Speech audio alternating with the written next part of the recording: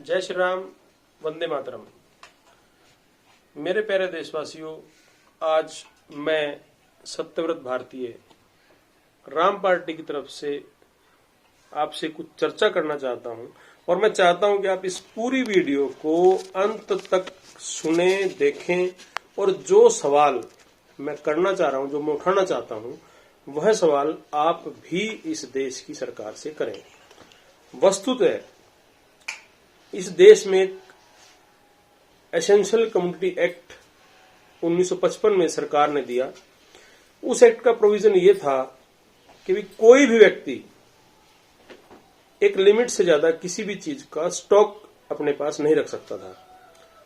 Essential communities जो है, गेहूं है, चावल है, चीनी है, प्याज है, आप एक लिमिट से ज्यादा इसे अपने पास नहीं रख सकते थे। ऐसा उस एक्ट के तहत था। अगर उससे ज्यादा आप रखते थे तो सरकार छापे मार के आपके खिलाफ कार्रवाई करती थी, वो सामान बरामद करके आपको मार्केट में अवेलेबल कराती थी। अब इस पिछले साल के लॉकडाउन के दौरान मोदी सरकार ने उस कानून को खत्म कर दिया। अब किसान जो बार बार कह रहा है कि भाई अडानी अंबानी सारे गेहूं खरीद लेंगे, सारा राशन खरीद लेंगे, सारा सब कुछ खरीद लेंगे, लेकिन किसान ये नहीं आपको समझा पा रहा है कि वो क्यों खरीद लेंगे। इसकी जड़ में है एसेंशियल कम्युनिटी एक्ट, जरूरी वस्तु अधिनियम। सरकार ने इस अधिनियम को खत्म किया, क्रश कर दिया और अब कोई भी एक व्यक्ति पूरे देश का राशन खरीद सकता है। अगर उसके पास पैसे हैं तो आप भी खरीद सकते हो, कोई भी खरीद सकता है। अब सरकार उसको रोक नहीं सकती कि उसने सारा राशन क्यों खरीदा। अब मेरा सवाल ये है कि मोदी जी, आप एक आदमी को पूरे देश का राशन खरीदने की परमिशन देके इस देश की जनता का कौन सा भला करना चाह रहे हो। माननीय कृषि मंत्री नरेंद्र तोमर जी, आपने 10 बार किसानों को अपने पास बुलाया, आपने उनको बार बार कहा कि मैं इनके फायदे आपको समझाता हूं। आप सारे फायदे छोड़ के आप इस देश की जनता को अपने मन की बात के माध्यम से ही बता दो, जहां आपसे कोई सवाल करने वाला नहीं होता। यही समझा दो कि भी इस एक एक्ट को खत्म करके एक आदमी को पूरे देश का राशन खरीदने की पावर देके आपने इस देश के आदमी का क्या भला किया। अब इसका आफ्टर इफेक्ट क्या है, अब इसका परिणाम क्या हो सकता है।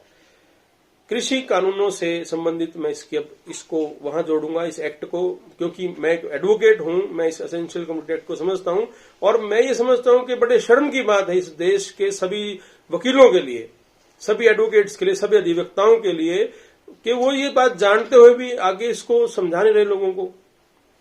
ये नुकसान किसका है, ये बात कहां तक आएगी, हमारे घरों तक आएगी, हमारे बच्चों को अफेक्ट करेगी, हमारे फ्यूचर को अफेक्ट करेगी।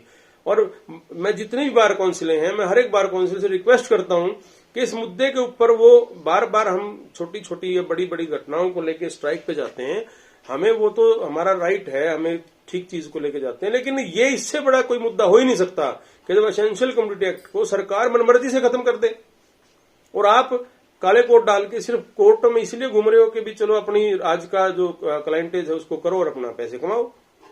ये गलत है। हर एक बार को, हर एक वकील का फर्ज बनता है कि हर एक क्लाइंट को समझाए कि एसेंशियल कम्युनिटी एक्ट का खत्म होना आपके लिए कितना डेंजरस है। अब किसान से इसको जोड़ते हैं कैसे कि अगर एसेंशियल कम्युनिटी एक्ट नहीं है और मंडियां सरकारी नहीं है तो जिसकी मंडी है वो सारा सामान खरीद सकता है। जाहिर सी बात है, कोई ज्यादा बड़ी बात नहीं है। जब वो सारा कुछ खरीद लेगा तो उसके बाद बेचेगा अपने मनमर्जी के रेट पे। आप उसको ये नहीं कह सकते कि आप इसे जो है हमारे रेट पे दो। और सरकार जब खरीद करेगी नहीं तो सरकार पीडीएस भी बंद करेगी कल को। जैसे आज आपके सिलेंडर की सब्सिडी कितनी आ रही है, 2 रुपए, 3 रुपए, 5 रुपए, 8 रुपए। तो सरकार जब पीडीएस सिस्टम बंद करेगी, पब्लिक डिस्ट्रीब्यूशन सिस्टम जब बंद करेगी, तो राशन कार्ड बंद करेगी, राशन के डिपो बंद करेगी। तो बीपीएल लोग, एससी एसटी लोग, बीसी लोग, ओबीसी लोग, गांव की आधी पॉपुलेशन जो राशन के डिपो पे डिपेंड करती है, कहां जाएगी। ये सारी पॉपुलेशन परेशान होगी। सरकार इनको कहेगी फूड सिक्योरिटी एक्ट है, हम आपको भूखा मरने नहीं देते, तो जितना हमारा खर्चा वहां होता था उतना हम आपको दे देते हैं। तो वो जो आपको देंगे वो कितना होगा, 3 रुपए, 5 रुपए, 8 रुपए, 10 रुपए। क्या इससे आप राशन खरीद पाओगे? जबकि वही राशन एक आदमी जिसने सारा खरीद लिया है वो आपको 100-200 रुपए किलो से कम शायद ना दे। तो मेरा आपसे ये कहना है कि राम पार्टी इस मुद्दे को लेके एक जन आंदोलन यात्रा निकालने जा रही है जो कालका से लेके देश की संसद तक होगा। और इस दौरान हम हर एक गांव में जाएंगे, हर एक व्यक्ति से सवाल पूछेंगे कि वो हम उसको समझाएंगे कि वो देश की सरकार से सवाल पूछे कि मोदी जी, एक आदमी को पूरे देश का राशन खरीदने की पावर दे के आप हमारा कौन सा भला करना चाह रहे हो।